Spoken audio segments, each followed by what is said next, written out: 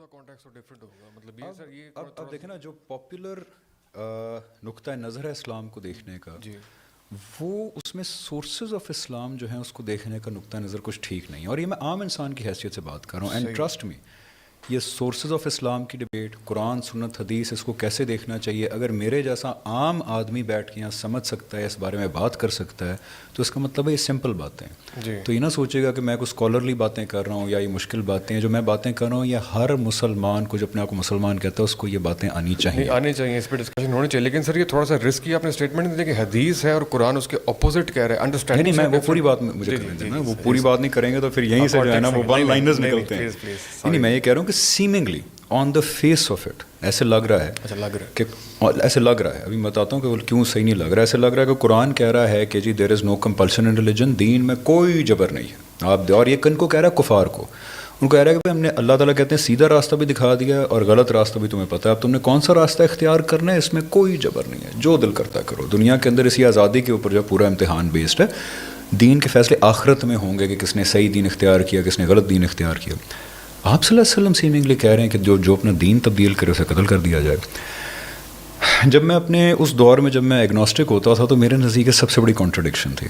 اور یہ کانٹرڈکشن جب میں ہمارے پاپولر انٹرپریٹیشن کے علم برداروں کے پاس لے کے گیا, ان کے پاس تسلی بخش جواب نہیں تھا.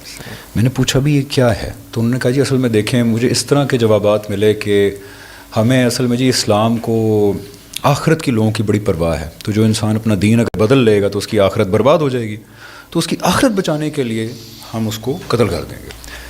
دس ڈڈ not make sense.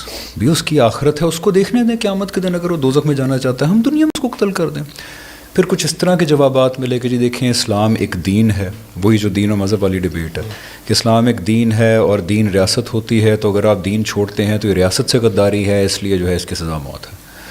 That also did not make sense to me. بھی کیا مطلب ہے, قرآن کہہ رہا ہے لا اکراہ فی الدین, دین میں کوئی جبر نہیں ہے, میں مسلمان گھر میں پیدا ہوں, کل مجھے اگر لگتا ہے عیسائیت ٹھیک ہے یا یہودیت ٹھیک ہے یا بدھزم ٹھیک ہے, تو میں چینج ہو کے بدھسٹ یا کرسچن کے طور پہ زندگی گزارنا چاہتا ہوں, تو ریاست کے خلاف بغاوت کیسے ہو گئی؟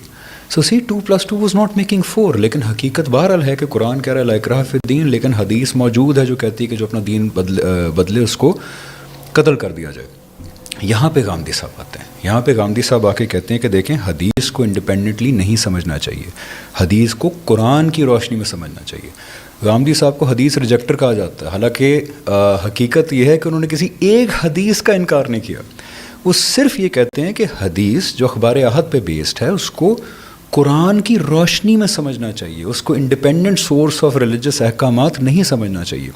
تو جب قرآن کی روشنی میں سمجھا گیا تو پتہ یہ لگا کہ یہ بات آپ صلی اللہ علیہ وسلم نے ان لوگوں کے بارے میں فرمائی تھی کہ جن کو رسول کا انکار کرنے کے اوپر, اور رسول کو دیکھیں قرآن کے اندر سورہ توبہ میں جن لوگوں نے رسول صلی اللہ علیہ وسلم کا انکار کیا, ان سے لڑائی کی, ان کے لیے کیا سزائیں بتائی گئی ہیں. نمبر 1 مشرکین کے لیے سزائے موت ہے, اور جو یہود و نصارہ ہیں ان کے لیے ہے کہ انڈر مسلم رول جو ہے سبجوگیشن میں رہیں گے.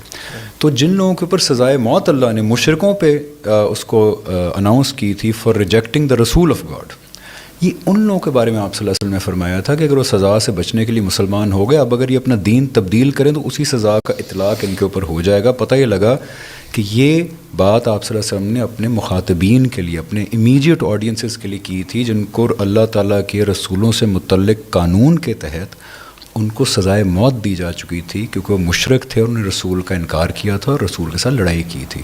یہ کوئی ابدی حکم نہیں تھا آپ صلی اللہ علیہ وسلم کا تمام آنے والے لوگوں کے لیے.